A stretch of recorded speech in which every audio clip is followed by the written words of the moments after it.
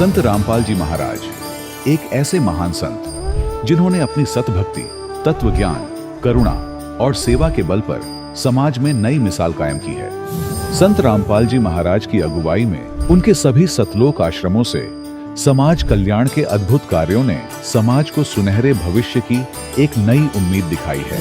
संत रामपाल जी महाराज से नाम दीक्षा लेने के बाद लाखों लोगों की लाइलाज बीमारियां जैसे कैंसर, एड्स आदि ठीक हुई। संत जी के ज्ञान से प्रेरित होकर उनके अनुयायियों ने लाखों यूनिट रक्तदान किया। संत जी ने लाखों बहन बेटियों का दहेज मुक्त विवाह करवाया।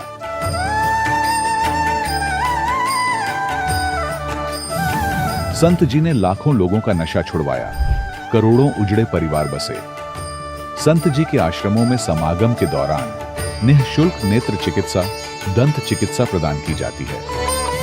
संत रामपाल जी महाराज द्वारा समय समय पर पर्यावरण संरक्षण के उद्देश्य से बड़े स्तर पर वृक्षारोपण किया जाता है। संत जी ने जरूरतमंदों को तत्काल राहत पहुंचाने के लिए एम्बुलेंस सेवा शुरू की।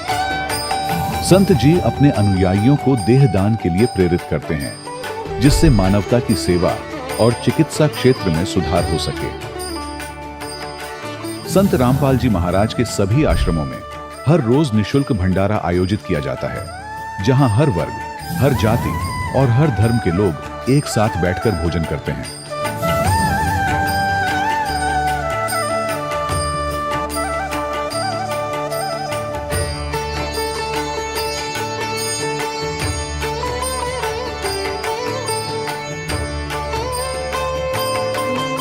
संत रामपाल जी महाराज की अन्नपूर्णा मुहिम ने गरीब और बेसहारा लोगों के जीवन में एक नई ऊर्जा और उम्मीद को जन्म दिया है।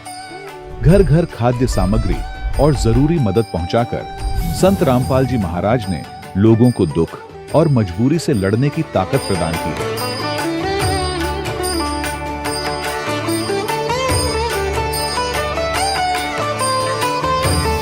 संत रामपाल जी महाराज द्वारा गरीब लोगों के लिए घर बनवाने का अद्भुत कार्य एक ऐसी मिसाल कायम कर रहा है जो सदियों सदियों संत जी की उदारता और दया भावना के तौर पर जाना जाएगा।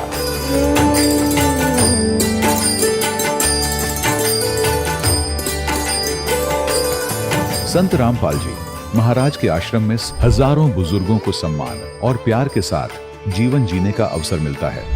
उनके खाने, रहने और स्वास्थ्य की पूरी जिम्मेदारी संत रामपाल जी महाराज उठाते हैं।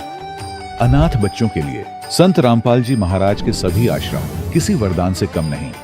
यहाँ उन्हें शिक्षा, संस्कार और भविष्य के लिए बेहतर अवसर प्रदान किए जाते हैं।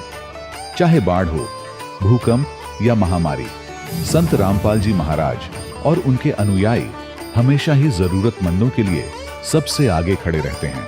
कोविड महामारी के दौरान संत रामपाल जी महाराज के आश्रमों से करोड़ों लोगों के लिए भोजन, दवाइयां और जीवन रक्षक सामग्रियां उपलब्ध कराई गई। चाहे गरीब की मदद हो या किसी शोषित और पीड़ित वर्ग के हक और सम्मान की लड़ाई, संत रामपाल जी महाराज ने हमेशा ही उनकी दबी आवाज को सरकारों तक पहुंचाया है और उन्हें उचित न्याय दिलवाने में अहम भूमिका अदा की है।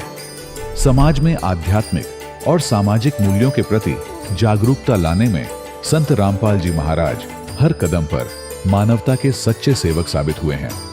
संत रामपाल जी महाराज का जीवन हमें सिखाता है कि सच्ची सेवा वही है जो निस्वार्थ भाव से की जाए। आइए हम भी इस महान सेवा के कार्य में इस महान संत से जुड़ें और संत रामपाल जी महाराज से नाम दीक्षा लेकर अपने जीवन को धन्य बनाएं।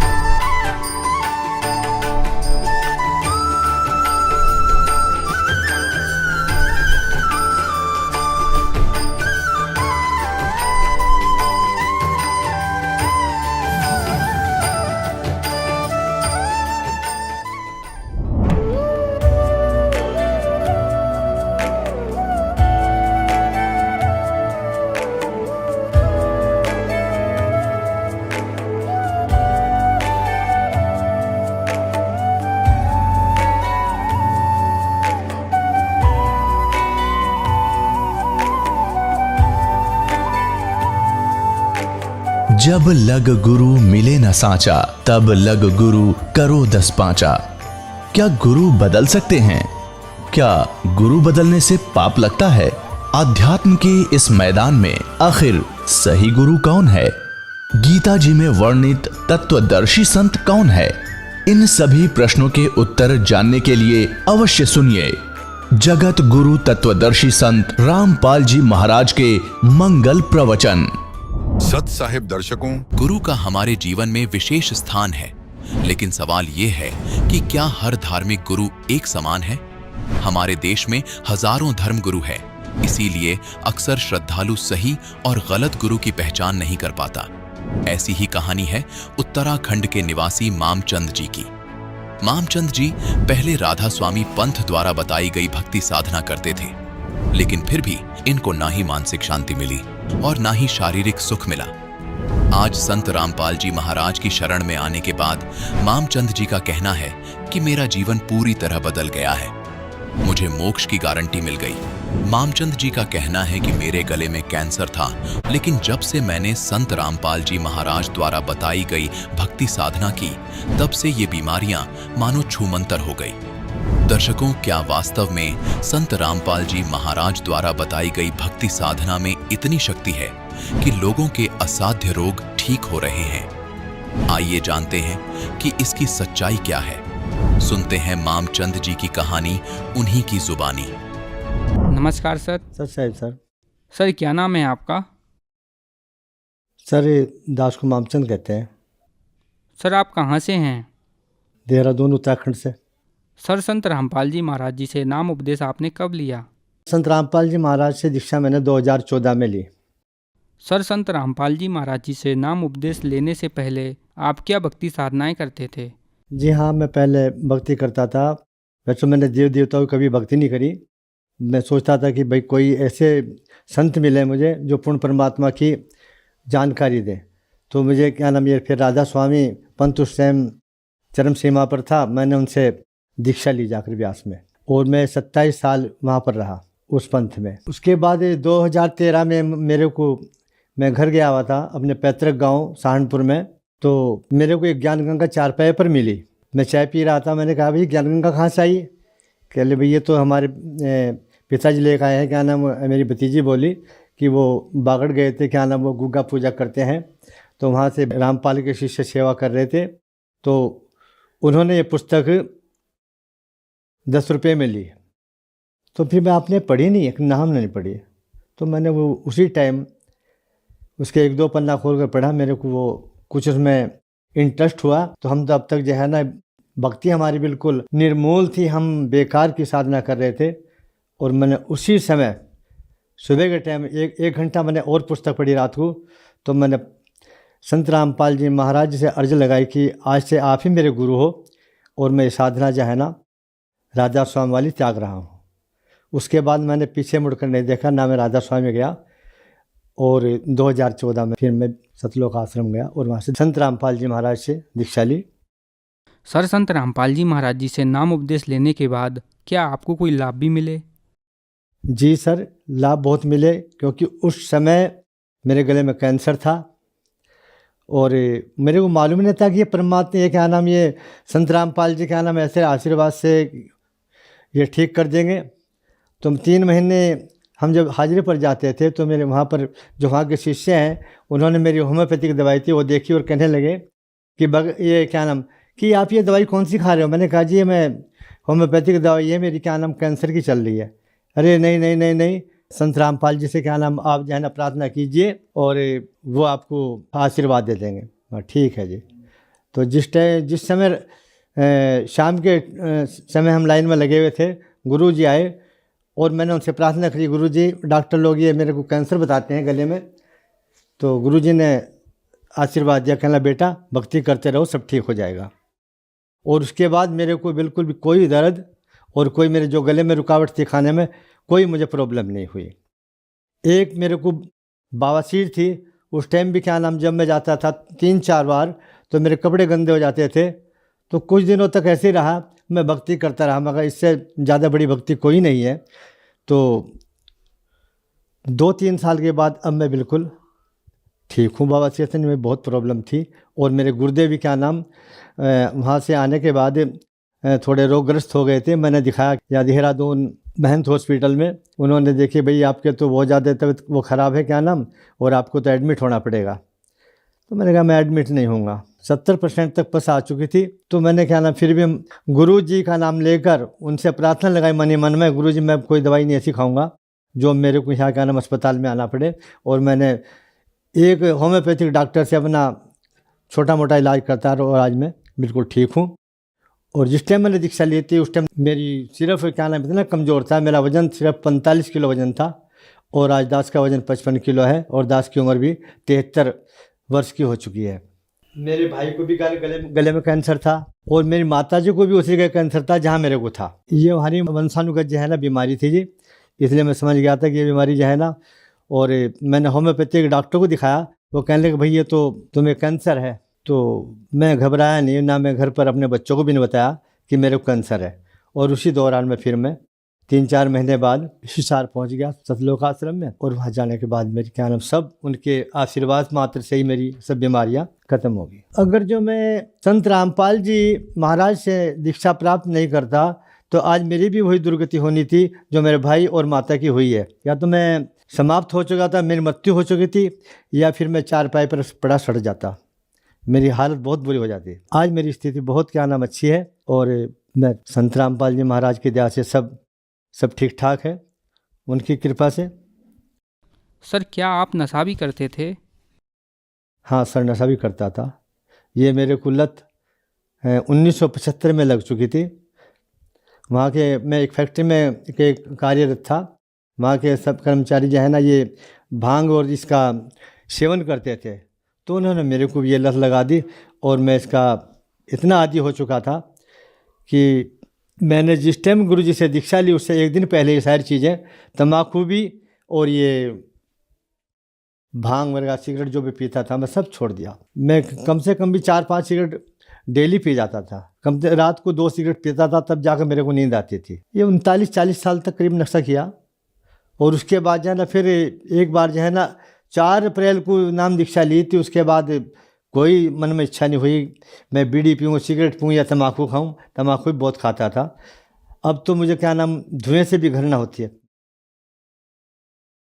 सर संत रामपाल जी महाराज जी से नाम उपदेश लेने के बाद आपको बहुत सारे लाभ मिले। आपने बताया कि आपका कैंसर का रोग ठीक हो गया और कम से कम 40 वर्ष तक आपने नशा किया, जिसकी वजह से आपके गुर्दे में 70% तक पस रह गया था। आपने संत रामपाल जी महाराज जी से नाम उपदेश लिया और आप ठीक हो गए।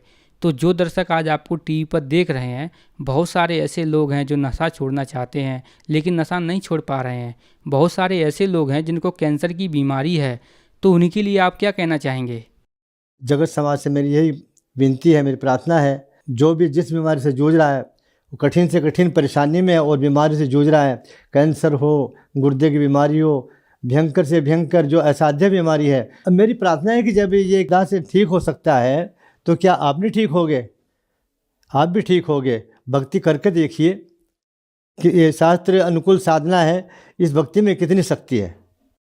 सर संत रामपाल जी महाराज जी से नाम उपदेश कैसे प्राप्त कर सकते हैं? संत रामपाल जी महाराज से दीक्षा प्राप्त करने का आजकल बहुत ही सुगम और आसान रास्ता है। टीवी पर चैनल है, उन पर एक पीली पट्टी आती है, उन पर मोबाइल नंबर दिए हुए हैं, उनसे संपर्क साधिए और वे आपको क्या नाम आपके जो स्थानीय क्या नाम जो नामदान केंद्र हैं वहाँ का वो पता बता देंगे और आप वहाँ जाकर उनसे दीक्षा लो और अपना कल्याण कराए। धन्यवाद सर। सच है। दर्शकों, अभी आपने सुने संत रामपाल जी महाराज से दीक्षा प्राप्त करके सुखी हुए भक्त के अनुभव। अब देखिए जगत गुरु तत्वदर्शी संत रामपाल जी महाराज के मंगल प्रवचन। इन झूठे गुरुओं पर विश्वास करके पूरा मानव समाज वर्तमान में डले ढो रहा है, कंकर पत्थर कौड़ी इकट्ठी कर रहा है लाल के स्थान पर।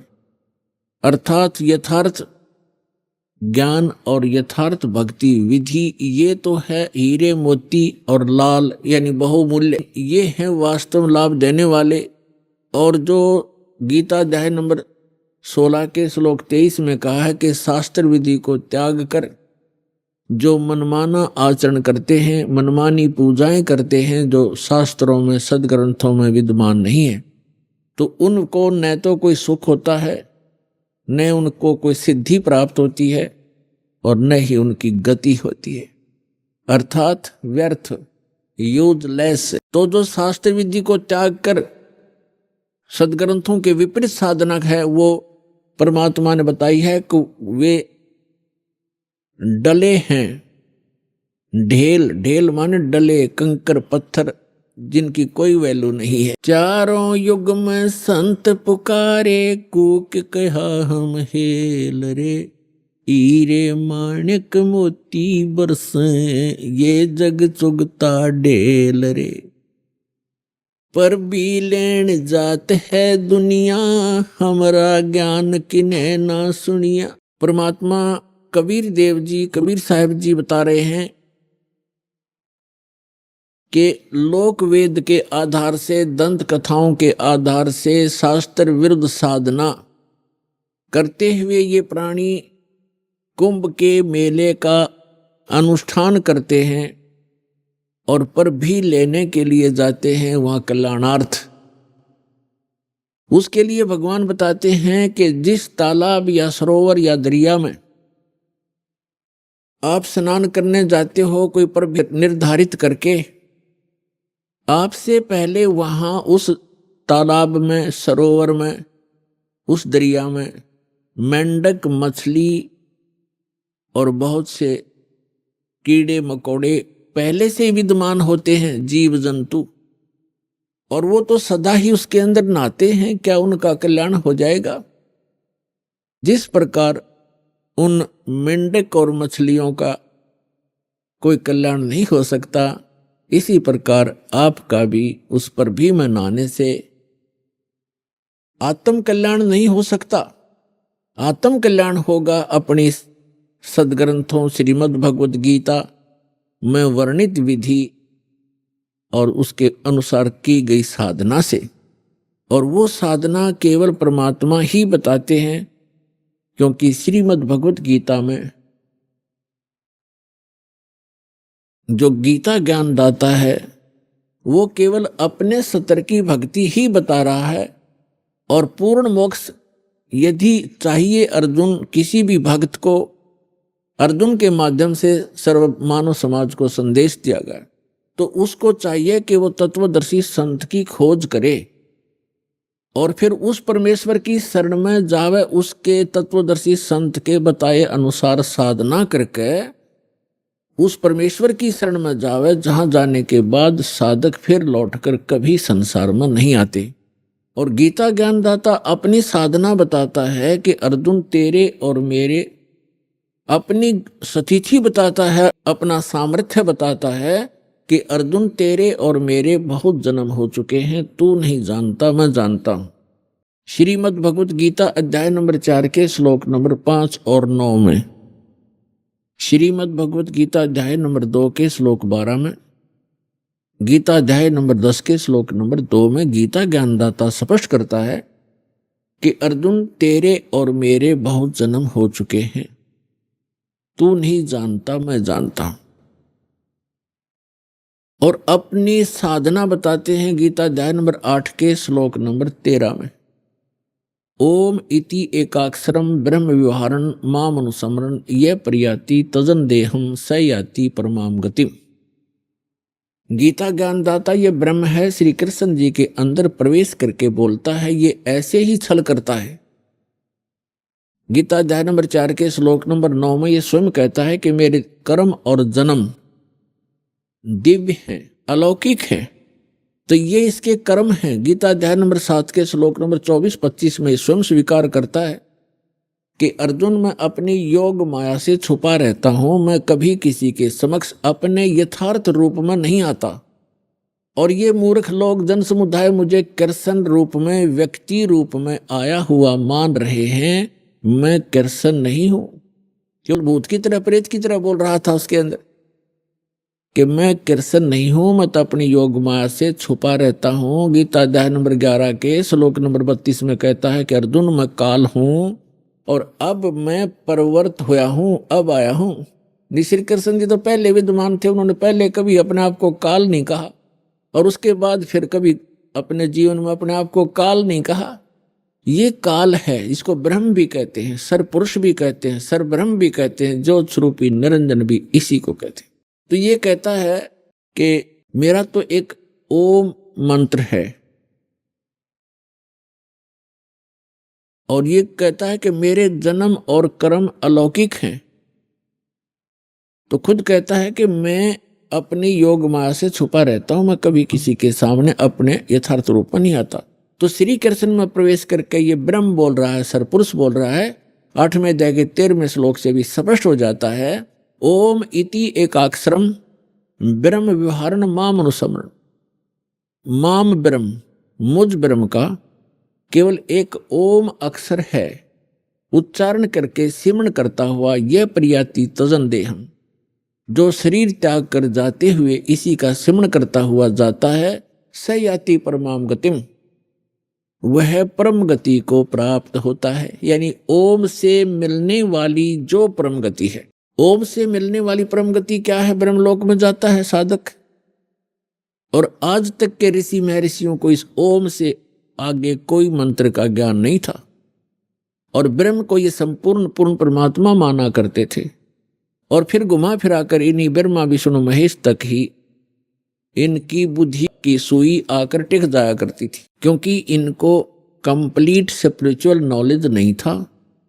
कारण क्या है कि वेदों में ज्ञान तो उस पूर्ण परमात्मा का अधिक है, ऐसे ही श्रीमद् भगवद गीता में ज्ञान तो पूर्ण परमात्मा का ही अधिकतर है, लेकिन पूजा की विधि केवल ब्रह्म तक की है।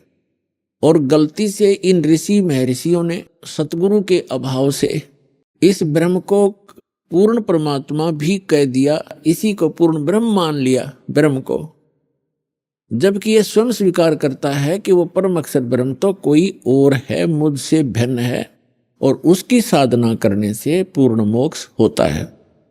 अब प्रसंग चल रहा है, भगवान ने आकर बताया है कि पर भी लेन जात है दुनिया, हमरा ज्ञान किने ना सुनिया। अब पर भी लेने जाते हैं, स्नान करने जाते हैं तीर्थों पर। ये तीर्थ क्या हैं, ये कैसे निर्मित हुए, इसके विषय में ब्रह्म पुराण में, ब्रह्मा पुराण में बहुत विस्तृत जानकारी है और विष्णु पुराण के अंदर भी। उसमें क्या बताया गया है कि जैसे किसी संत ने किसी सरोवर के किनारे या दरिया के किनारे बैठकर अपनी सुविधा अनुसार, यानी जल की आवश्यकता होती है अधिकतर जीव को नहाने पीने वस्त्र आदि धोने के लिए, और साथ में फिर भक्ति करते हैं, उनके किनारे बैठकर के उन्होंने अपने अनुष्ठान किए, जैसे भी उनको गुरु मिले, जैसा भी वो अध्यात्म मार्ग से परिचित थे, उस आधार से उन्होंने वहां भक्ति करी बैठ के। और वहां से जो साधना उन्होंने की, उस साधना अनुसार अपना शरीर त्याग करके वो चले गए उस लोक को, उस स्थान को प्राप्त कर गए जहां की उसने साधना की थी। अब बाद में उस महापुरुष ने वहां शरीर तो छोड़ना ही होता है, उसकी यादगार बना देते हैं। और फिर जनता होती है वो उससे प्रभावित होती है, क्योंकि वो साधना करते करते अपनी उस पूंजी में से अन्य किसी को आशीर्वाद दुआ या बद दुआ दे करके वो प्रभावित अवश्य कर लेता है, जिस कारण से वहां आसपास की जनता उस साधक से बहुत प्रभावित हो जाती है। उसके बाद उसकी मृत्यु के उपरांत वहां एक उसकी समाधि बना देते हैं, वहां पूजाएं शुरू कर देते हैं और फिर वहां उसके मत्था टेकने लग जाते हैं और उसको तीर्थ नाम दे दिया जाता है। अपनात्मा परमात्मा ने आके ये निष्कर्ष दिया है कि जैसे अमरनाथ कैसे बना, अमरनाथ की स्थापना कैसे हुई, ये कैसे वेल नोन हुआ, सुप्रसिद्ध क्यों हुआ। भगवान शिव ने पार्वती जी को ये अनमोल मंत्र दिया था जिससे मोक्ष संभव है। और वो कौन सा मंत्र दिया था? जो 5 नाम का ये दास आपको देता है प्रथम मंत्र में। बीच बीच के जो 5 मंत्र हैं, ये शिव जी ने इस मंत्र का ज्ञान था और इसी को ये अमर मंत्र मानता था। एक तो पुण्यात्माओं, हमें कंप्लीट स्पिरिचुअल नॉलेज ना होने से, संपूर्ण अध्यात्म ज्ञान ना होने से, हम इन नकली संतों के द्वारा घने भ्रमित हो गए। हम क्या सोचते हैं कि गुरुजी ने मंत्र दे दिया, नाम दीक्षा दे दी, और फिर क्या होता है, उन भ्रमित लोगों के पास जाकर के आप उनसे फिर प्रभावित हो जाते हो, जिनको कंप्लीट स्पिरिचुअल नॉलेज नहीं है, जिनको पूर्ण अध्यात्म ज्ञान नहीं है। तो वो क्या पूछते हैं आपसे कि आपने दीक्षा ली है वहां से, बरवाला से, कितने दिन हो गए? 1 महीना, 2 महीने, 1 वर्ष, 2 वर्ष, जैसा भी जिसको। फिर वो पूछते हैं क्या आपको भगवान दिखाई देते हैं, भगवान के दर्शन होते हैं? अब आपके पास इसका कोई उत्तर नहीं। तो पुण्यात्माओं, कहने का भाव ये है कि दास जो आज प्रसंग आपके समक्ष स्पष्ट करना चाहता है, एक विषय स्पष्ट करना चाहता है कि मोक्ष की प्राप्ति परमात्मा के दर्शन से नहीं, उस परमात्मा के मंत्र से होती है। पहले तो ये प्रसंग स्पष्ट करते हैं कि अमरनाथ की स्थापना कैसे हुई। पुण्यात्माओं, हमने पुराण बहुत पढ़ी हैं, पवित्र पुराण, लेकिन हमारे धर्म गुरु कोई निष्कर्ष हमें निकाल कर दे नहीं पाए, और जिस कारण से हम ऐसे उन कथाओं को याद अवश्य कर लेते थे, लेकिन हमें उनका कोई सिर पैर का पता नहीं था। जैसे पार्वती जी के 107 जन्म हो चुके थे, 108वां जन्म वो जी रही थी।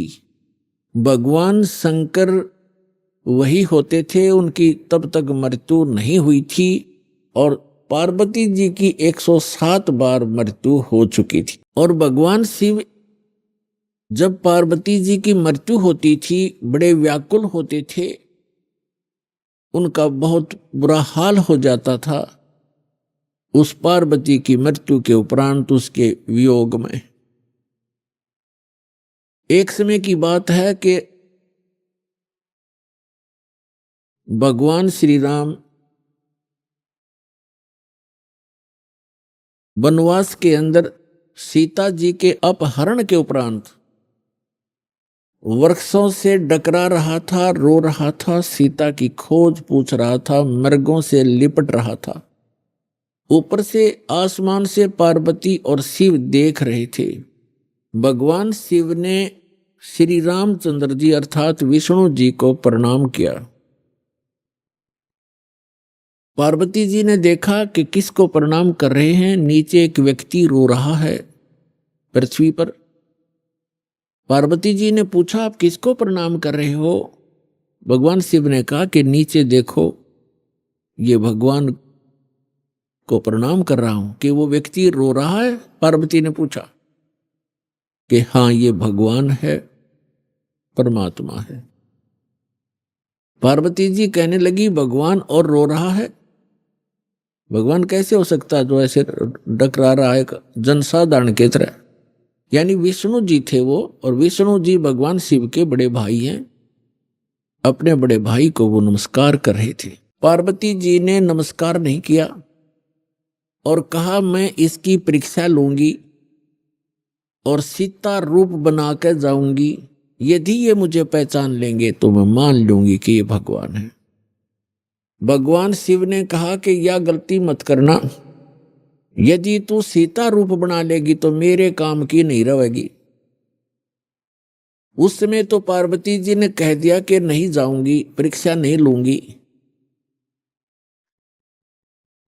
कुछ ही देर के बाद भगवान शिव के इधर उधर होते ही सीता रूप धारण किया और भगवान राम के सामने खड़ी होगी जाकर के। अब भगवान रामचंद्र जी ने कहा कि हे दक्ष पुत्री, हे दक्ष की बेटी, भगवान शिव को कहां छोड़ाई, अकेली क्यों आ गई। इस बात से वो इतना शर्मिंदा होगी। फिर प्रणाम किया कि भगवान शिव आपको ठीक ही प्रणाम कर रहे थे, आप तो सचमुच जानी जान हो। अब देखो पुण्यात्माओं, इस काल के जाल को समझना। श्रीमद् भगवत गीता अध्याय नंबर 7 के श्लोक नंबर 8-9 में ये गीता ज्ञानदाता काल है, ब्रह्मा विष्णु महेश का पिता है, 21 ब्रह्मांड का स्वामी है। ये कहता है कि जितने भी मेरे अंतर्गत प्राणी हैं, चाहे वो ब्रह्मा है, चाहे विष्णु है, चाहे शिव जी है, चाहे शंकर है, चाहे राम और कृष्ण है, उन्हीं के सभी जीवों की बुद्धि मेरे हाथ में है, मेरे कंट्रोल में है। इनका सब बलवानों का बल मैं हूं, सबकी बुद्धि मैं हूं, यानी मेरे हाथ में है। अब देखो, इस काल ने उस समय तो भगवान श्री राम की बुद्धि ऑन कर दी, जिस समय पार्वती को पहचान लिया कि सीता नहीं है तू, और उधर से अपनी पत्नी का पता नहीं उसको, उसने कौन उठा ले गया, तो खाक जानी जान था। तो ये सब खेल इस काल के हाथ में है। जैसे जब महाभारत का युद्ध करवाना था, उस समय अर्जुन में ताकत दे दी, एक का मारा था तीर 20 में का निकल जा था, नरसंहार करवा दिया, उसका बैड अकाउंट बनवा दिया। फिर वही अर्जुन जिस समय भगवान श्री कृष्ण जी की मृत्यु हो गई थी और सभी यादव, भगवान श्री कृष्ण का पूरा कुल आपस में लड़का मर गया था, कटके कत्लेआम कर दिया था। 56 करोड़ यादव दुर्वासा जी के श्राप से आपस में लड़ मरे थे। कोई नर यादव शेष नहीं था उस द्वारकापुरी में, कैर टूट गया। उस समय श्री कृष्ण जी के आदेश अनुसार अर्जुन उन गोपियों को, वहां की सभी औरतों को लेकर वापस आ रहा था इंद्रप्रस्थ। रास्ते में वही धनुष जिससे महाभारत का युद्ध जीता था, वही धनुष उनके साथ था। रास्ते में भीलों ने, जंगली लोगों ने अर्जुन को पीटा और उनके गहने तोड़ ले गए, सारी औरतों के, कुछ एक औरतों को भी ले गई, और अर्जुन का हाथ नहीं उठा। उस समय अर्जुन रो रहा है कि कृष्ण बड़ा छलिया था, इसने जब युद्ध करवाना था तब तो मुझे शक्ति दे दी, अब वही मेरा गांडीव धनुष है, वही मैं अर्जुन हूं, आज मेरे से ये उठ नहीं रहा है। तो यहां परमात्मा कहते हैं, मूल लहे ना मूर्खा, गिनते हैं क्यों डारे। मूल लहे ना मूर्खा, ये गिनते हैं क्यों डार, कि तुम इस जड़ से परिचित नहीं हो। इस सारे एपिसोड का जो भी महाभारत वगैरह हुए हैं, इसकी मूल कौन था? ये काल है। जब इसने अपना उल्लू सीधा करवाना तो पावर दे देता है, जब उसकी ब्रेन मट्टी होनी है छोड़ देता, बाढ़ में जाओ। तो अर्जुन खड़ा खड़ा पिट रहा है। तो कहने का भाव ये है कि आज के सत्संग में आपको काल का बहुत सा जाल समझ में आओगा, और जिन पूजाओं को हम किया करते थे वो भी एक काल जाल ही आपको स्पष्ट होगा। अब क्या हुआ, पार्वती जी वापस आ गई कैलाश पर्वत पर अपने महल में। उधर से भगवान शिव की बुद्धि खोल दी काल ने, और उसके मन में ये पक्का हो गया कि यह अवश्य परीक्षा लेकर आई है। भगवान शिव ने पूछा कि पार्वती परीक्षा ले आई? झूठ बोल दिया पार्वती ने, परीक्षा नहीं ली अविनाशी, मैं ना गई कितना भी। तो भगवान शिव की वह बुद्धि खोल दी, उसने देखा वो अपनी दिव्य दृष्टि से, सचमुच ये जाके आई है। तो भगवान शिव ने पार्वती जी से पति पत्नी का नाता तोड़ दिया, रहते वहीं पर, लेकिन उनसे वो पति पत्नी वाला व्यवहार बंद कर दिया। वो जान गई अपनी गलती से कि मेरी गलती से सारा काम हुआ है। भगवान शिव ने बताया कि आपने मेरी मां का रूप बना लिया, क्योंकि भगवान विष्णु उनके बड़े भाई हैं और लक्ष्मी उनकी विष्णु जी की पत्नी यानी बड़े भाई की पत्नी, भाभी, माँ की तुल्य मानी जाती है।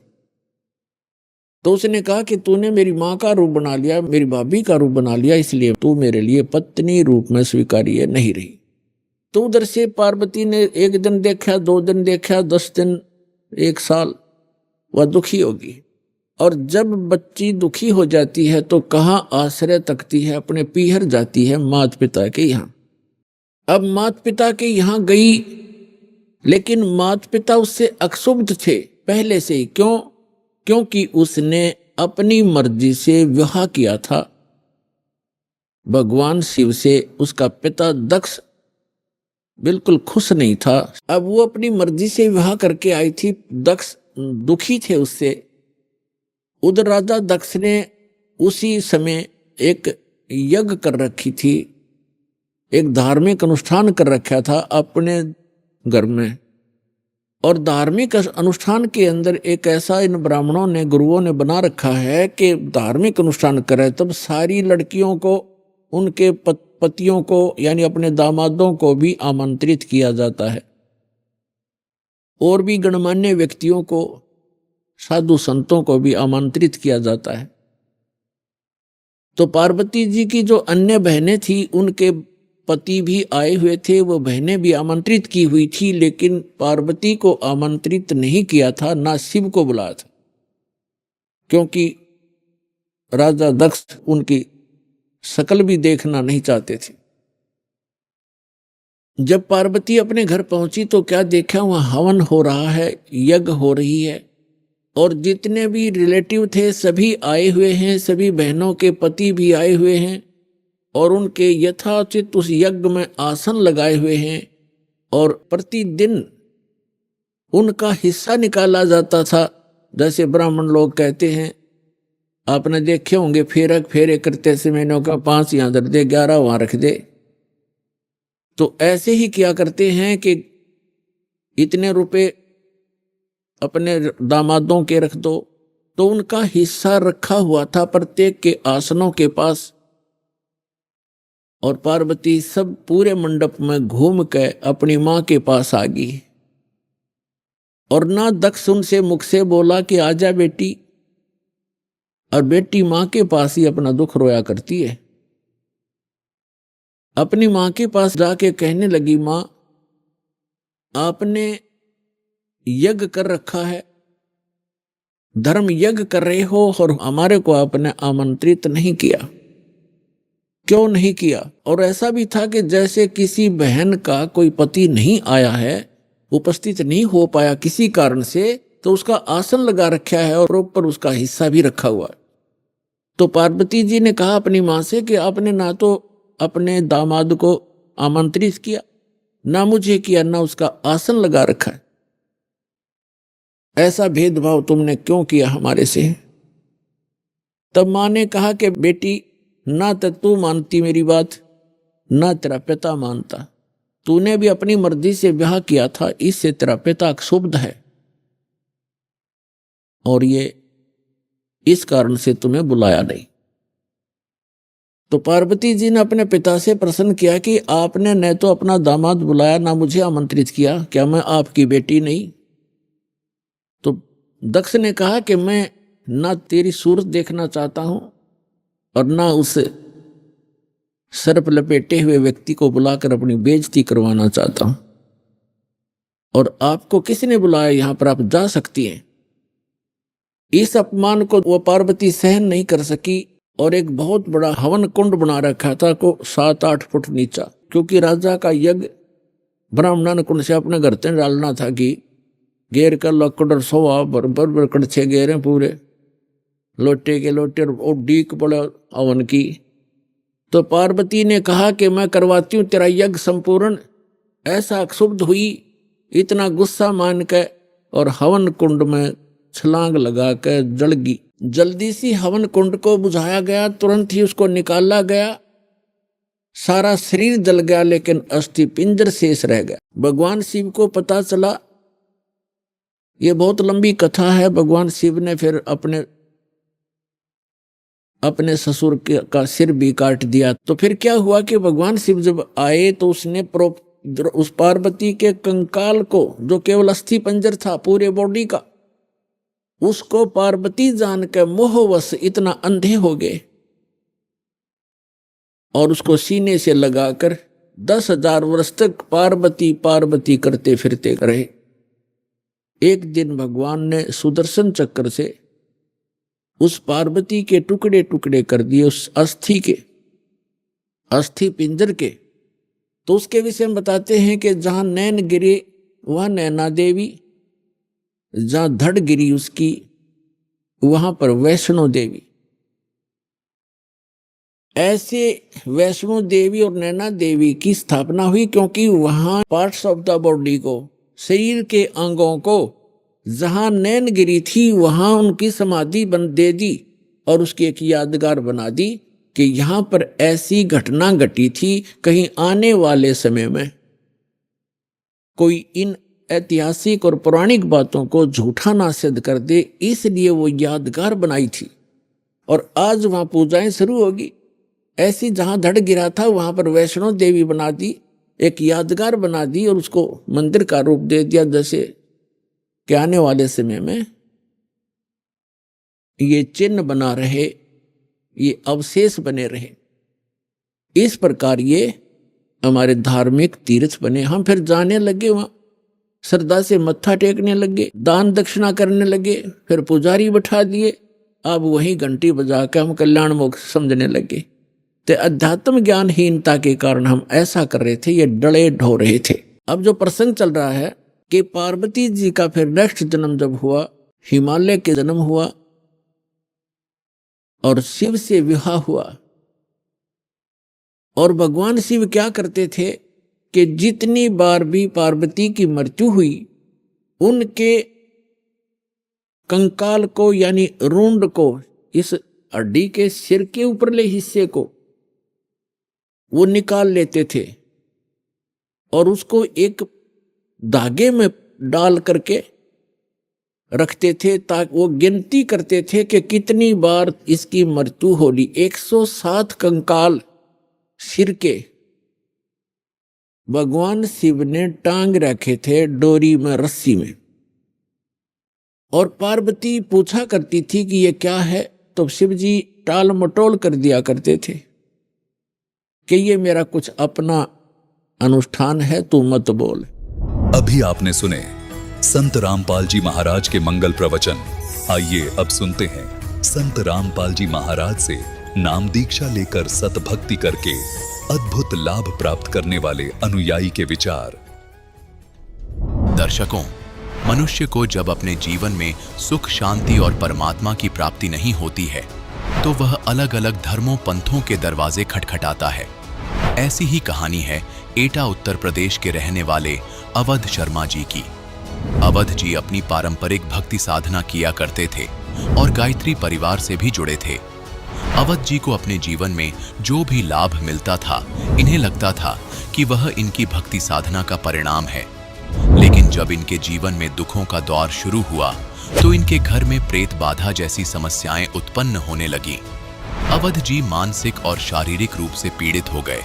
इन्होंने कई धर्म गुरुओं के दरवाजे खटखटाए और कई तांत्रिकों के पास भी गए, लेकिन फिर भी कोई राहत नहीं मिली। अवध जी का कहना है कि मेरी जिंदगी तब बदली जब मुझे संत रामपाल जी महाराज की शरण मिली। तो आइए जानते हैं कि संत रामपाल जी महाराज से नाम दीक्षा लेने के बाद आखिर इनकी जिंदगी किस तरह बदली। सुनते हैं अवध जी की कहानी उन्हीं की जुबानी। नमस्कार सर। सत साहिब सर। सर क्या नाम है आपका? अवध नरेश शर्मा। अवध नरेश जी, आप कहाँ से हैं? गांव बरथरी, पोस्ट नेगू, हसनपुर, जिला एटा, उत्तर प्रदेश से। अवध नरेश जी संत रामपाल जी महाराज से कब जुड़े? 26 जनवरी सन 2013। संत रामपाल जी महाराज से जुड़ने से पहले क्या आप कोई भक्ति साधना भी करते थे? जी सर। उससे पहले हम जो परंपरागत पूजाएं हैं ब्राह्मण समाज में होने के नाते वही सब किया करते थे। ब्रह्मा, विष्णु, महेश, दुर्गा, गणेश, हनुमान जी, इन सभी की मैंने अपना एक कमरा पूरा मंदिर नुमा बना रखा था। उसके अंदर सभी की फ़ोटो लगा रखी थी और वहाँ पर मैं वही पूजा किया करता था। बचपन से ही आध्यात्मिकता से जुड़े होने के नाते रामचरितमानस का पाठ भी करता था। उसके चलते क्योंकि मेरे परिवार में मेरे जन्म से पहले ही एक प्रेत बाधा प्रवेश कर गई थी। जो जलेसर वाला जैन खां बोलते हैं मियाँ, उसका बहुत बड़ा परिवार में हमारे में उसने आकर के अपना कब्जा जमा लिया था। उसने हमारे घर को तहस नहस कर दिया था, जिसके चलते मैं सोचा करता था कि मैं भगवान की भक्ति करूं तो ये शायद है संकट खत्म हो जाएगा, क्योंकि परमात्मा सब कुछ कर सकता है। उस परमात्मा की खोज में मैं इनकी सभी की साधना करता था, लेकिन वो प्रेत बाधा किसी तरह से शांत नहीं हुई और उस प्रेत बाधा ने मेरे पिताजी को पागल कर दिया। पागल करने के बाद उन्हें ख़त्म कर दिया। सन 95 में पागल होने के बाद वो मृत्यु को प्राप्त हो गए थे। अब उसके बाद उस प्रेत बाधा ने उससे पहले ही पिताजी के समय में ही हमारे ऊपर भी कब्जा किया, परिवार में बहन भाई, उसके बाद पिताजी के बाद में माताजी के ऊपर भी आने लगा वो। तो मुझे ये चिंता हुई कि ये जो है हमारे पिताजी को पागल करके मार दिया है, हो सकता है आगे चल करके तुम्हारे ऊपर भी ऐसे ही कर दे, माँ के ऊपर भी। तो और ये पागल कर दिया तो माँ के ऊपर ऐसी कंडीशन आ गई तो मैं किसको मुंह दिखाऊंगा। और मैं भक्तिभाव वाला बहुत ज़्यादा था। रामचरितमानस में एक चीज़ बोली है कि बड़े भाग्य मानुष तन पावा, सुर दुर्लभ सदग्रंथन गावा, नर्तन समनाय कवनो देही, जीव चराचर जाचत तेही। तो मैं ये कहा करता था कि हे भगवान, मनुष्य शरीर के समान कोई शरीर नहीं है और इसके लिए सभी चर और अचर सभी जीव जंतु जितने भी हैं वो इस शरीर के लिए प्रार्थना करते हैं और देवता भी इसके लिए तरसते हैं। तो इस शरीर में मैं तो कोई सुख देख नहीं पा रहा हूँ कि आखिर इसमें क्या सुख है। मेरे परिवार में ये तांडव मचा रहा है, ये प्रेत जो मुसलमान जैन खां जी मियाँ बोलते हैं जो भी है वो परेशान करता था। उसके चलते मैंने सोचा कि आध्यात्मिकता से मैं ही सबसे ज़्यादा जुड़ा हुआ हूँ और ये परिवार वाले इस चीज़ को शायद है न समझ पाएंगे और ना ही भक्ति साधना करके इसको यहाँ से निकाल पाएंगे। तो मैं सिद्ध पुरुषों के पास जाना आना, हरिद्वार जाना, ऋषिकेश जाना, नीलकंठ पे और ये अपना पूर्णागिरी सब जगह जाता था। नीम करोरी, बहुत से कहते हैं हनुमान जी, उसमें एक हनुमान चालीसा में चौपाई है, भूत पिशाच निकट नहीं आवे, महावीर जब नाम सुनावे। तो मैं इन सारी चीज़ों को करता था, लेकिन वो भूत जो है वो रोजाना मेरे घर में दंगा करता था। ऐसा शायद ही कोई दिन जाता होगा जिस दिन वो मेरे घर में तांडव ना करता हो। मुझे बड़ी शर्मिंदगी होती थी। कई बार मैंने ये सोचा कि मैं इसको, जिसके ऊपर भी ये प्रेत आएगा मैं उसको गोली मार दूंगा। तो मैंने ऐसा ही किया। एक बार मैंने राइफल को लोड किया और मेरी बहन थी जो मेरे से बड़ी थी, उनकी शादी हो चुकी थी, वो मेरे घर पे आई थी, उनके ऊपर ऐसे ही वो प्रेत बाधा प्रवेश कर गई और उसने अपना जिस तरह से जो कुछ भी बोलना था बोल रहा था। मैं सोच रहा था पर इधर आसपास वाले भी सुनते हैं तो मुझे शर्मिंदगी महसूस हुई। तो मैंने जो है राइफल लोड की और मैंने सामने जाके छत से और गोली दाग दी। गोली दाग दी, सभी लोग एकदम से, वो भूत भी गायब हो गया और सब लोग तितर बितर हो गए। उन्होंने मेरी राइफल को पकड़ा और उसके बाद मुझे शांत किया। तो मैं शर्मिंदा होता था और परमात्मा की खोज में रहता था। हर समय मैं ये सोचता था कि हे भगवान, ये क्या है जीवन, आज मैं हूँ कल ख़त्म हो जाऊँगा, कहाँ से आया हूँ, क्या मेरा उद्देश्य है। मैं इस चीज़ के लिए भटकता था, सोचता था। लेकिन कई संतों के पास गया, कुछ नहीं मिला। रामचरितमानस के माध्यम से जैसे बहुत से ये कहा करते हैं, कहीं पर भी चर्चा चलती थी तो वो कहते हैं यार ये वेद पुराण और ये सारी चीज़ें किसने लिखी हैं, ये हैं तो एक इंसान की लिखी हुई। लेकिन रामचरितमानस में कहा है उत्तरकांड में कि ये जो वेद पुराणों के ऊपर चौपाई है उसमें कि जो वेद और पुराणों की निंदा करते हैं और उनको झूठा बताते वो कल्प एक एक कल्प तक नरकों में डाले जाते हैं मनुष्य शरीर त्यागने के बाद में। तो मैं इस चीज़ को सोच करके भी थोड़ा सा आध्यात्मिकता से सोचता था कि नहीं भाई, मुझे ये गलती, मुझे तो परमात्मा के विधान को मानना है। इस चीज़ को मानता रहा बराबर, ठीक है। उसके बाद जब कहीं से कोई लाभ नहीं मिला, थक गया बुरी तरह से, तो एक बार मैंने सोचा कि मैं अब घर छोड़ के चला जाऊंगा। मैं हरिद्वार जाने के लिए मैंने कहा कहीं कंदराओं में जाऊंगा, कोई ऋषि, कोई सिद्ध पुरुष, क्योंकि मेरे साथ एक घटना घटी थी बहुत ज़बरदस्त। उसने मुझे हिला दिया था। मैं बराबर भक्ति करता था, हवन करता था हर पूर्णिमा को, तो इतना हिल गया मैं नास्तिकता के कगार पे पहुंच गया। लेकिन उस नास्तिकता से बचा क्यों रहा? क्योंकि मैं सर्प और बिच्छू के मंत्रों का भी इलाज जानता था, थोड़ा सा मंत्रों को।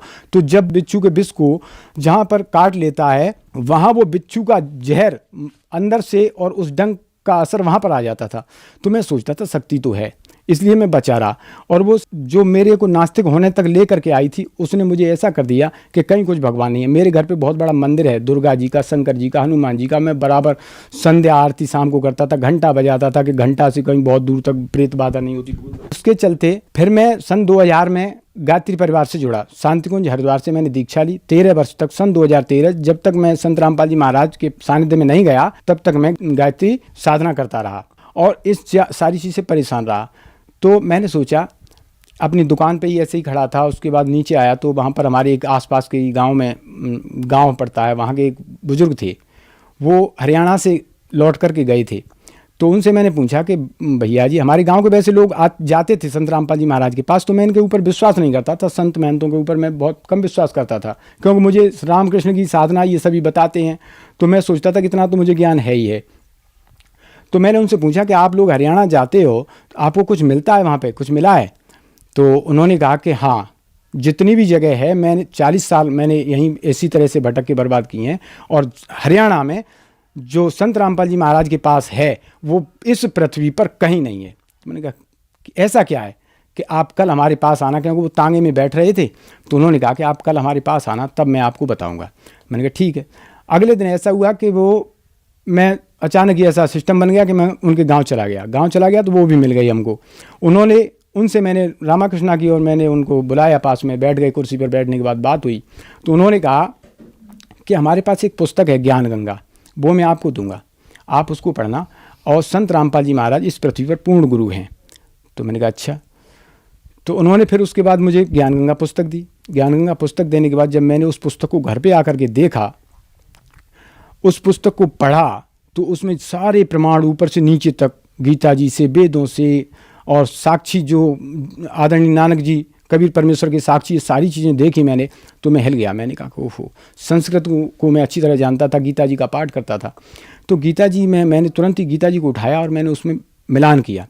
तो उसमें जो लिखा हुआ था गीता जी में, गीता अध्याय 7 का श्लोक 24 और 25, उसमें लिखा था कि अव्यक्तम व्यक्तिम आपन्नम मन्यते मामा बुद्धया परम भावम न जानन्तु ममा भय मनुत्तमम नाहम प्रकाश है सर्वस्व योग माया समावृत मूढ़ा ना विजानात लोक माम जिमभयम, कि मैं अपनी सिद्धि शक्ति से, भक्ति की शक्ति से छुपा रहता हूँ और मैं किसी के समक्ष प्रकट नहीं होता। तो मैंने सोचा कि ये प्रकट नहीं होता, छुपा रहता, ये कौन है? उसके बाद सारी चीज़ें सृष्टि रचना पड़ी, फिर मैंने उसको पूरी तरह से पढ़ा, मैं हिल गया। मैंने कहा ये पूरा ज्ञान एकदम सटीक और सत्य है। तो मैं उस ज्ञान गंगा पुस्तक को पढ़ने के बाद आश्रम गया और 26 जनवरी सन 2013 को मैंने नामदान लिया संत रामपाल जी महाराज से। सर, संत रामपाल जी महाराज से नाम दीक्षा लेने के बाद आपको लाभ भी प्राप्त हुए? जी भगत जी, सबसे बड़ा हमें लाभ जो मिला वो आध्यात्मिक लाभ मिला कि मैं जहाँ भटक रहा था वो लाभ मुझे, एक तो पूर्ण परमात्मा की प्राप्ति हुई। दूसरा लाभ ये है कि मेरा मकान जो बना हुआ था, जर्जर था, 2 मंजिल का वेसक बना हुआ था, वो पूरी तरह से बन गया परमात्मा की दया से ही। मेरे पास इतना पैसा नहीं था कि मैं उसको बना सकता था। उसके बाद में ये चमत्कार एक और हुआ, ये परमात्मा चमत्कार करते हैं जो कि उस मकान को जब हम खसा रहे थे तो वो छत के ऊपर हम सभी घूमे, सारे काम किए, उसके नीचे आकर के जब हम बैठ गए और बैठने के बाद हमने उसके नीचे चाय और बिस्कुट जो भी लेना था वो भी किया। मजदूर भी थे उसके नीचे, हमारे बच्चे भी थे, जो हम 7 कैंडिडेट हम उसके नीचे बैठे रहे। और जैसे ही हम लोग उससे बाहर निकले और एकदम से वो छत नीचे गिर गई, और छत ऐसे गिरी कि जहाँ पर मैं ईंटों को उठा रहा था उसके ठीक पीछे पिलर था, और वो पिलर पूरी तरह से झुक गया मेरे ऊपर, और वो मेरे ऊपर अगर गिर जाता तो मैं मर जाता। और छत के नीचे भी सभी थे, धूल उड़ गई एकदम से, सभी ने कहा ये सब दब के ख़त्म हो गए। मैंने भी सोचा कि हो सकता है ये सभी खत्म हो गए, लेकिन मुझे पता था कि परमात्मा की शरण में है, हमारे साथ ऐसा नहीं हो सकता, अनहोनी नहीं हो सकती। परमात्मा संत रामपाल जी महाराज, उनकी दया से ही हमारा हादसा टला। कई जगह मौत से परमात्मा ने मुझे मौत के मुँह से बचाया है। उसके बाद अभी का एक चमत्कार और है भगत जी, हमारे परिवार में सभी अनुपदेशी थे। मैं तो जिस दिन से परमात्मा की शरण में गया बरबाला में, मैंने भक्ति और मुक्ति की भीख मांगी थी, मैंने कुछ नहीं मांगा था। जब मैं वहाँ से आया उस दिन से लेकर के आज तक मेरी माँ के ऊपर कोई चक्कर नहीं हुआ किसी तरह का, मेरे ऊपर कोई नहीं हुआ, परिवार पूरी तरह से सुखी हो गया। अब जो हमारे भाई थे वो उस प्रेत बाधा से पीड़ित हुए।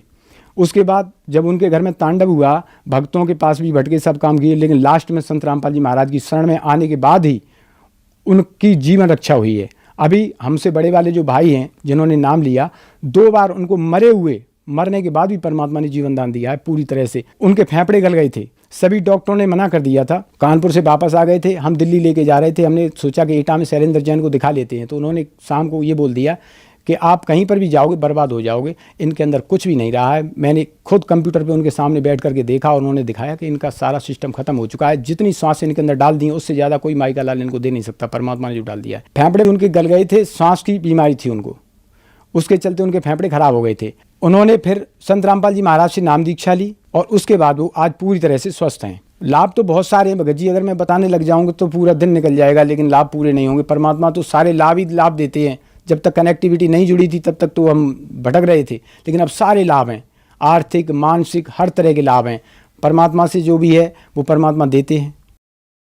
सर, संत रामपाल जी महाराज से नाम दीक्षा लेने से पहले आप बहुत भक्ति साधनाएं करते थे। फिर आप 13 साल तक गायत्री परिवार में रहे और वहां भी आपने भक्ति साधना की। सर, यहाँ पर एक विचारणीय विषय ये है कि जो पहले आपने भक्ति साधना की उनसे आपको कोई लाभ नहीं मिला, लेकिन संत रामपाल जी महाराज की भक्ति से ही आपको लाभ मिला, जबकि दोनों ही भक्ति थी।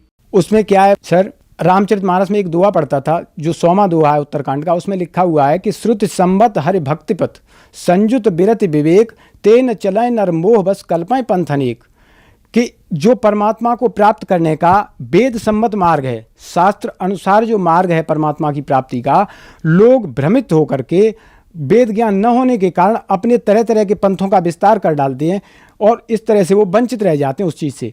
आज संत रामपाल जी महाराज हमको सभी धर्मों के धर्म ग्रंथों से प्रमाणित करके वो मंत्र बता रहे हैं और उसके बाद वो प्रमाणित साधना दे रहे हैं, उसकी सही विधि बता रहे हैं, जिससे सारे लाभ जो परमात्मा देता है वो परमात्मा तुरंत देना शुरू कर देता है। सभी लाभ हमको जो है इसी वजह से जो शास्त्र अनुकूल साधना संत रामपाल महाराज बताते हैं उस भक्ति की शक्ति से सारे लाभ होते हैं। क्योंकि रामचरितमानस में कहा है कि भक्ति स्वतंत्र सकल सुख खानी बिन सत्संगन पावे प्राणी, संत पुण्य पुंज बिन मिलय न संता सत्संगत संसृत करंता। भक्ति जो है वो सभी सुखों की खान है, लेकिन हम उस समय शास्त्र विरुद्ध साधना कर रहे थे जिस समय कोई सुख प्राप्त नहीं हो रहा था।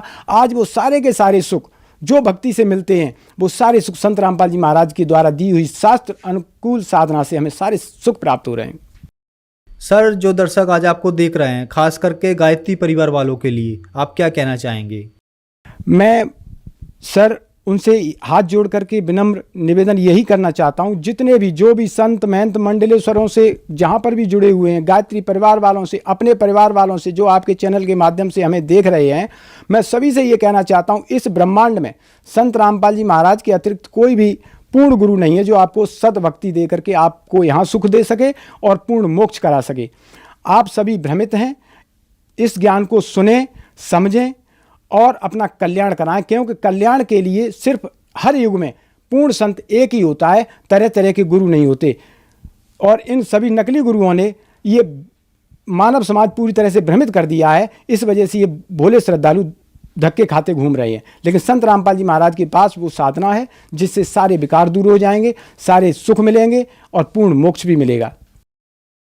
सर, काफी दर्शक ऐसे हैं जिनको रोग हैं, किसी को नशा छुड़वाना है या किसी को सुख प्राप्त करना है, उनको क्या करना होगा? सर, उन्हें कुछ नहीं करना है, संत रामपाल जी महाराज से वो सद्भक्ति प्राप्त करनी है। नाम लेकर के भक्ति करें।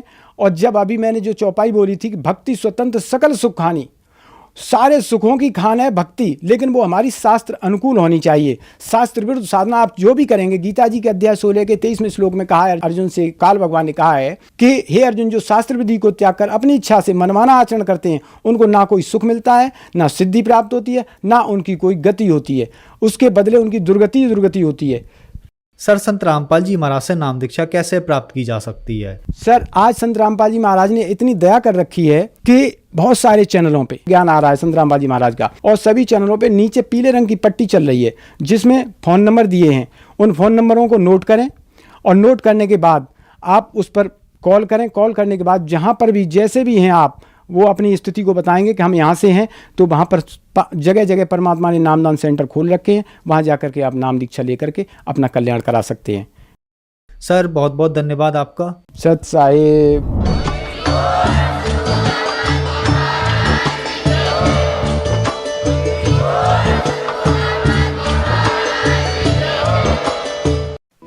आप सुन रहे थे जगत गुरु तत्वदर्शी संत रामपाल जी महाराज के मंगल प्रवचन।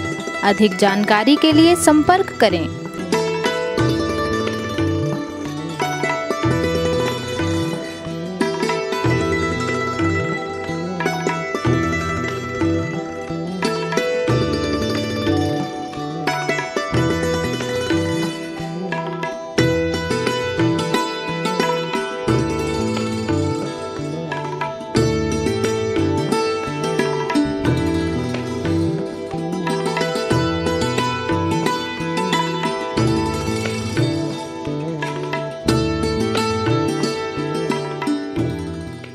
जगत गुरु तत्वदर्शी संत रामपाल जी महाराज जी के पावन सानिध्य में भक्ति की अलख जगाने तथा श्रद्धालुओं को सत्य भक्ति मार्ग का रास्ता दिखाने हेतु कनाडा के लोकप्रिय channel the TV NRI channel पर जगत गुरु तत्वदर्शी संत रामपाल जी महाराज जी के मंगल प्रवचनों का प्रसारण प्रतिदिन सुबह 7:30 बजे से 8:30 बजे तक तथा रात्रि 7:30 बजे से 8:30 बजे तक किया जा रहा है। इस सत्य भक्ति मार्ग को अपनाने के लिए अधिक से अधिक सत्संग प्रसारण देखें। इस सत्संग प्रवचन का सीधा प्रसारण संत रामपाल जी महाराज लाइव सत्संग YouTube चैनल और जगत गुरु संत रामपाल जी महाराज फेसबुक पेज पर भी देख सकते हैं।